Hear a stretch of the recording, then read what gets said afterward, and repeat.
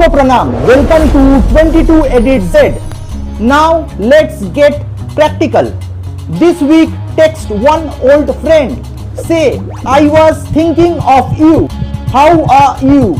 No agenda, no favor, no request. Just care. Next week invite one coworker for lunch. Not a deep conversation, just food. Repeat once a month. Within 6 months, you will have a routine. Now let's talk about groups. Join something, anything. Running club, a book club. Shared activity equals to automatic conversation starter. How do you hold this brush? That's friendship fuel.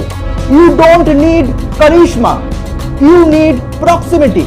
See the same people weekly and bond form. Science call it the mere exposure effect. You just have to show up, period. No magic, no luck, no repetition.